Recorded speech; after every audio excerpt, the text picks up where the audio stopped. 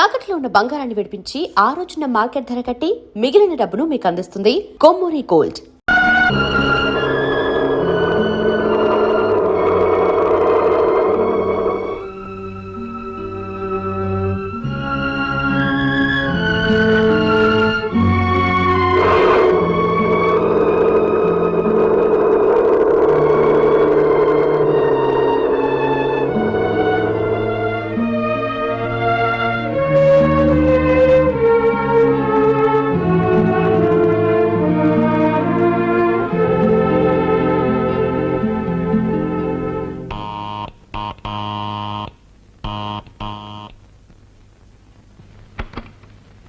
రామ్మా, అల్లుడు గారు రాలేదా? నేనొక్కదాన్ని వచ్చేసాను. ఆయన వెనకొస్తా అన్నారా? ఇక మీదట ఎవరు వెనక ఎవరు రారు. ఎవరు వెనక ఎవరు రారా? ఏమిటమ్మా నువ్వు మాట్లాడేది? నేను ఇల్లు విడిచిపెట్టి వచ్చేసాను. ఇల్లు విడిచిపెట్టి వచ్చేసావా? ఎందుకని? హలో, ఎక్కడికి? సరళ లేదా అండి? లేదు. లేదా? ఎక్కడికి వెళ్ళింది? పుట్టింటికి. ఓ, ఊరికెళ్ళిందా? చెప్పనే లేదే. చెప్తే నువ్వు కూడా వెళ్ళేవాడివా? అరా, ఏమిటి మీరు మాట్లాడేది? నేను మాట్లాడేదేమిటో తెలియనంతటి అమాయకుడివి. అంత అమాయకుడివి ఇంత చేశావు. ఏం చేశాను?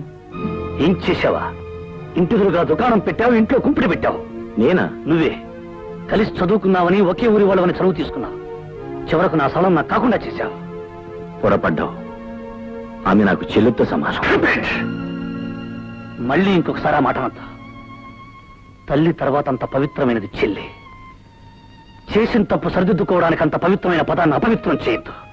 ఓకే భరత్, ఆవేశానికి అడ్రస్ ఉండదు, నిజానికి నోరుండదు. ఆవేశం తగ్గాక నిజం మాట్లాడుతుంది. చాలా పొరపాటు చేసావమ్మా, తొందరపడ్డావు. ప్రతి ఇంట్లోనూ ఇలాంటి గొడవలు జరుగుతూనే ఉంటాయి. జరిగిన ప్రతి వాళ్ళు ఇలా తెగతెంపులు చేసుకొచ్చేస్తున్నారా? రాకపోతే శిక్ష అన్న కూడా చూడుపుచ్చుకుని వెళ్ళడాలా? ఏమిటండి మీరు మాట్లాడేది? అంతే. అమ్మాయి ఏం చేసిందో మంచి పనే చేసింది. లేకపోతే వాడు నా బిడ్డని అనుమానిస్తాడా? ఇదిగో, అనుమానం అంటూ వచ్చాక మీ బిడ్డ నా బిడ్డ అని ఎవరు ఆలోచించరు. చిచ్చి, పిచ్చి పిచ్చిగా వాడు వెనకేస్తున్నాకు. వాడు ఎంత నీచుడు కాకపోతే ఊరు వెళ్తా అని చెప్పి ఇంట్లోనే ఉండి ఇంట్లోకి ఎవరు వస్తున్నారు, ఎందుకు వస్తున్నారు అని చూస్తాడా? ఇంత జరిగిన తర్వాత కూడా వాడితో కాపురం చేయాలి. అది కాదండి. ఈ అవమానం దానికి కదే, మనకే, మన వంశానికే, మన కుటుంబానికే. ఏనాడైతే వాడు తప్పు తెలుసుకుని నా ఇంటికి వస్తాడో అప్పుడే నా బిడ్డను పంపిస్తాను. అంతవరకు అది ఇక్కడే ఉంటుంది. నువ్వు నోరెత్తు. అయ్యా, వచ్చిన ప్రతిసారి 10,000 చూపిస్తున్నారు. 10 రోజుల, 10 నెలల, 10 సంవత్సరాల? బాబు, ఆయన ఎలాగో నోరు తెరవడు. నువ్వు తెరువు బాబు. నాన్న 10,000 ఇస్తేనే తప్ప కరెంటు కనెక్షన్ ఇవ్వనని చెప్పావే, వాడేనా వీడు?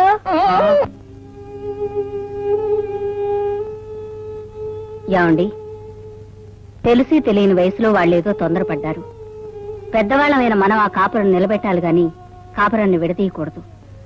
మీరేమో అమ్మాయిని ఇక్కడే ఉంచుతానంటున్నారు. అదేదో ఆవేశంలో వచ్చింది. ఆవేశం ఎన్నాళ్ళుంటుంది?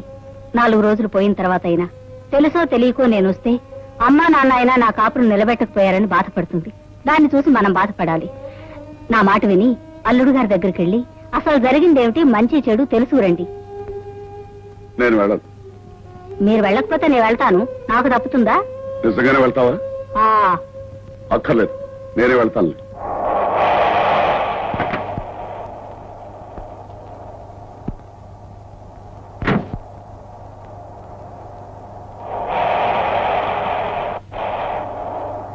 బాబు, నీతో 10 నిమిషాలు మాట్లాడాలి. ఆఫీసు టైమింగ్ 10 నిమిషాలే మాట్లాడాలి. చెప్పండి. లోపలికి వెళ్దాం పద. జరిగిందేమిటో బయట అందరికీ తెలుసు. బయటే మాట్లాడుకున్నాం. నువ్వు తొందరపడ్డావు. పిల్ల తండ్రిగా అంతకంటే ఏమంటారు? పిల్ల తండ్రిగా కాదు, ఆ పిల్ల తండ్రిగా చెప్తున్నాను. సరళను అనుమానించడం ఒక దేవతను అనుమానించినట్టే. రంకు బయటపడే వరకు అంతా దేవతలే. బాబు, ఇప్పుడు తొందరపడి మాట్లాడే ప్రతి మాటకి తర్వాత నువ్వు క్షమాపణ చెప్పుకోవాల్సి వస్తుంది. దేనికి క్షమాపణ చెప్పుకోవాల్సి వస్తుంది? నేను మీ కూతురు రక్తాన్ని పిలుచుకు తాగానా? కిరసాయన పోసి తగలబెట్టానా? చంపి ఫ్యానుకు వేలాడదీశానా? అవేం చేసినా బాధపడేది కాదు. వాటినన్నిటినీ మించి అవమానించా. అంటే మీ కూతురు పతివ్రతాన్ని సర్టిఫికెట్ ఇవ్వడానికి వచ్చారా? ముమ్మాటికి అది నా బిడ్డ, నా రక్తం. నా వంశం. వంశాలు వీధుల్లోనే వేలాడుతుంటాయి సత్యమూర్తి గారు, కానీ వాటి తాలూకా అంశాలు సంతుల్లో తిరుగుతుంటాయి. బాబు, నాకు తెలిసిన నిజాన్ని మీరు కాదు కదా, ఆ భగవంతుడు దిగి వచ్చి చెప్పినా నేను నమ్మను. మీ కూతురు చెడిపోయింది. అంతకు మించి చెప్పాలంటే కులట. మీకు చెయ్యెత్తడం వరకే శక్తి ఉంది, ఆ తర్వాత పని చేయడానికి కూడా నాకు శక్తి ఉంది. కానీ నేను చెయ్యను. నా అసఖ్యం మీ కూతురి మీద కానీ మీ మీద కాదు.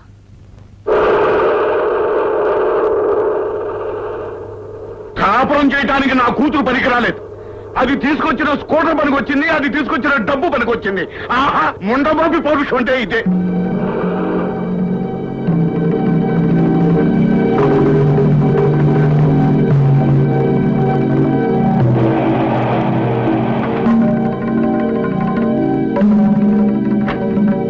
ఏమండి, అల్లుడు గారు ఏమన్నారు? చిచి, ఈ ఇంట్లో అతను పేరెత్తడానికి వీలేదు, అతను ఊసెత్తడానికి వీలేదు. ఎవరైనా సరే అతను పేరెత్తారంటే నేను సహించలేదు.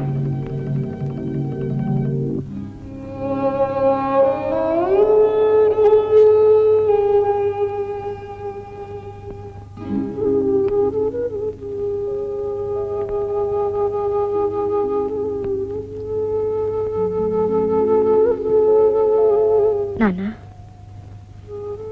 ఏమిటమ్మా? ఆయన నీతో సరిగా మాట్లాడలేదా? సరిగ్గా మాట్లాడితే వ్యవహారాలన్నీ సరిగ్గానే జరుగుండే. అసలు ఆయన ఎలా ఉన్నారు? నిక్షేపంగా ఉన్నాడు. నువ్వు వెళ్ళేసరికి ఇంట్లో బాధతో పడుకుని ఉన్నారా? ఏమీ కాదు, హాయిగా స్కూటర్ స్టార్ట్ చేసుకుని ఆఫీస్కి వెళ్తున్నాడు. అంటే నేను వెళ్ళిపోయినన్న బాధ వాళ్ళు ఏ కోశానా లేదు. అసలు నువ్వేమన్నావు? అమ్మా, అసలు ఏం మాట్లాడుకున్నావో చెప్పంటావా? నువ్వు తొందరపడ్డావు. అంటే ఆయన ఏమన్నారు? పిల్ల తండ్రిగా అంతకంటే ఏమంటారు? దానికి నువ్వేమన్నావు? పిల్ల తండ్రిగా కాదు, ఆ పిల్ల తండ్రిగా చెప్తున్నాను. సరళను అనుమానించడం ఒక దేవతను అనుమానించినట్టే. ఆయన ఏమన్నారు? రంకు బయటపడే వరకు అంతా దేవతలే. ఆ తర్వాత ఏమన్నాడో కూడా చెప్పంటావా? అక్కర్లేదు నాన్న. పిచ్చి తల్లి, అతని కోసం నువ్వు ఇక్కడ కుమిలిపోతున్నా. నీ కోసం అతను కూడా అక్కడ కుమిలిపోతూ ఉంటాడని నీ అభిప్రాయం. అలా ఉంటే నేను మాత్రం అతను ఎందుకు వదిలిపెట్టొస్తానమ్మా? మొన్నటి వరకు అతను ఒక మనిషి అని పొరపాటు పడ్డాను. ఇప్పుడు పశువు అని రుజువైంది.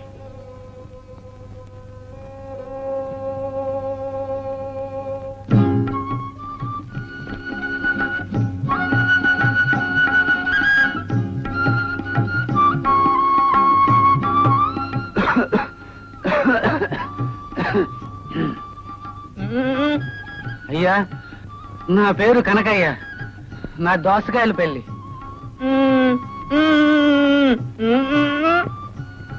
అదే మీ ఆఫీస్ చుట్టూ తిరిగి తిరిగి కరెంట్ కోసం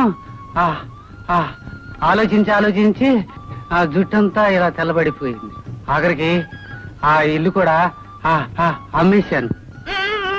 కానీ కరెంట్ లేదే ఇల్లు రిజిస్ట్రేషన్ చేయించుకోమన్నారు. మీరెన్నన్నా చెప్పండి, కరెంట్ కనెక్షన్ ఇచ్చే వరకు మీ ఆఫీసు మాత్రం వదలను. బాబు, నాన్న, నువ్వన్నా చెప్పు బాబు. నాన్న, ఒక అతను చచ్చిపోతే వాడిల్లు మనకు సొంతం అవుతుందని చెప్పావే, వాడేనా వీడు? నా చివరి నెత్తురు పట్టు ఉన్నంత వరకు కూడా నీ ఆఫీస్ చుట్టూ తిరుగుతూనే ఉంటాను, నీ అంత తెలుసుకుంటూనే ఉంటాను.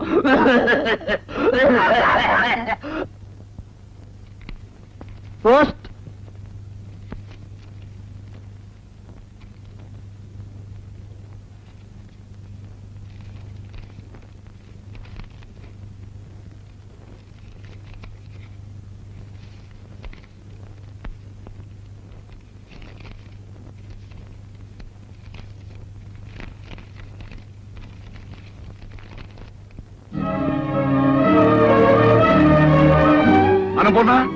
అన్నపూర్ణ, ఏమిటండి? చూడవే, మీ అల్లుడు శ్రీరామచంద్రుడు, మీరే తొందరపాటి మనిషి అన్నావుగా. ఎవరే తొందరపాటి మనిషి? ఇది చూడవే తెలుస్తుంది. నేను ఇచ్చిన కట్నం వడ్డీ పైసలతో సహా డ్రాఫ్ట్ పంపించాడు. ఇందులో కొన్ని కాగితాలు పంపించాడు. వాటి మీద సంతకాలు పెట్టాలట, విడాకులు ఇవ్వాలట. ఏం చేయమంటావే? ఏం చేయమంటావో చెప్పు. వాడి దగ్గరికి వెళ్ళి నేను తప్పు చేశాను, నా కూతురు తప్పు చేసిందని వాడి కాళ్ళ మీద పడి ప్రాధాయపడి నా కూతురు నేర్కోమని అడగనా, లేకపోతే విడాకులు ఏమన్నా చెప్పవే, ఏం చేయమంటావు చెప్పు. మూర్తి ఏమిట్రా సీరియస్ గా ఉన్నావు? ఏమి లేదులేరా.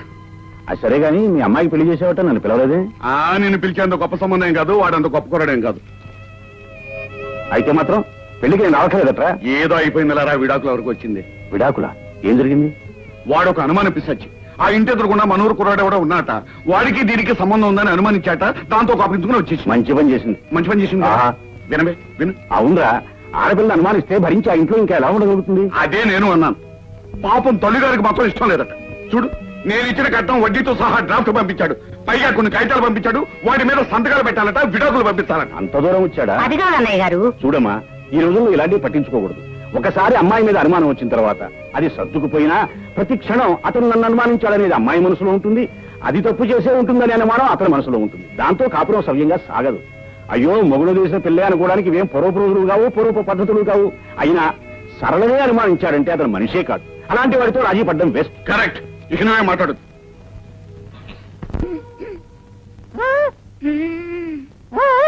వచ్చేస్తుంది.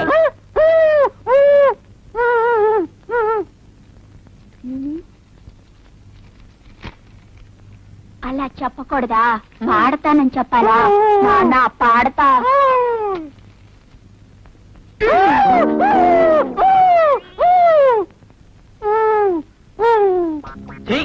ఒక్క పాట రావట్లేదు. ఎక్కడికి రా నాయనా? పాట పాడడానికి. పాట? నువ్వు పాట పాడతావా? ఏది పాడు? బయట.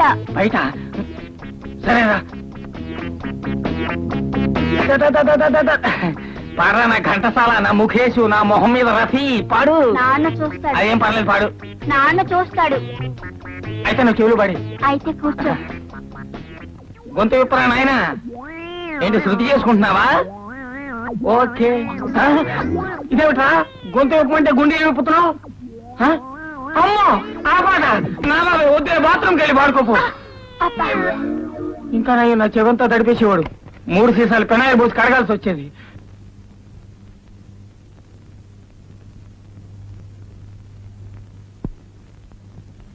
అమ్మా, అన్నం తిందుగానరా. నాకు ఆకలిగా లేదు. ఎన్నాళ్ళు ఇలా భోజనం చేయకుండా ఉంటావే? ఆకలి లేదని చెప్పానుగా. ఎన్నాళ్ళు ఇలా ఆకలి లేకుండా పోతుంది?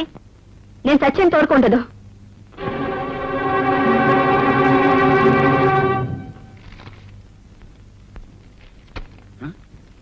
ఏమిటి మనవర్తి పెట్టారు?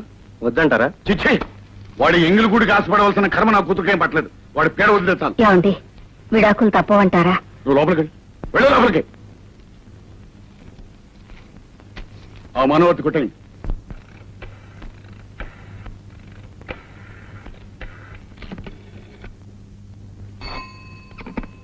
హలో,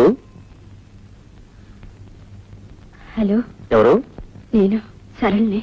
ఏమిటి? నాన్నగారు అక్కాయితలు తెచ్చారు. తెస్తే సంతకాలు పెట్టమంటున్నారు. పెట్టు. నాకు ఇష్టం లేదు. మానే. ఏమండి, ఇంకోసారి ఆలోచించండి. అది నువ్వు ఈ ఇంటి నుంచి వెళ్ళడానికి ముందు ఆలోచించుకోవాల్సిన విషయం. ఇంటి నుంచి వెళ్ళిపోవడానికి నేను చేసిన తప్పైతే తిరిగి వచ్చేస్తానండి. నీ ఇష్టం వచ్చినప్పుడు వస్తే తలుపులు తెరవడానికి నేను నీ ఇంటి కూర్ఖాను కాదు. ఇప్పుడు నన్ను ఏం చేయమంటారండి? మీ నాన్న పెట్టమన్న చోట సంతకాలు పెట్టు. పెట్టి కోర్టుకురా. వచ్చి విడాకులు తీసుకో. తీసుకుని ఆ తరువాత నీ ఇష్టం వచ్చిన వాడిని నువ్వు పెళ్లి చేసుకో. నా ఇష్టం వచ్చిన దాన్ని నేను పెళ్లి చేసుకుంటాను.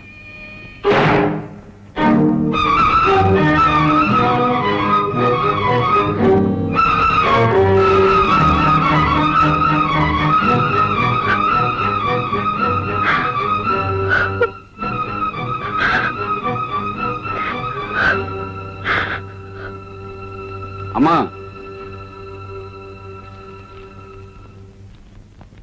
ఈ కాగితాల మీద సంతకాలు పెట్టమ్మా. నీ ఇష్టం వచ్చిన వాడిని నువ్వు పెళ్లి చేసుకో. నా ఇష్టం వచ్చిన దాన్ని నేను పెళ్లి చేసుకుంటాను. నీ ఇష్టం వచ్చిన వాడిని నువ్వు పెళ్లి చేసుకో. నా ఇష్టం వచ్చిన దాన్ని నేను పెళ్లి చేసుకుంటాను.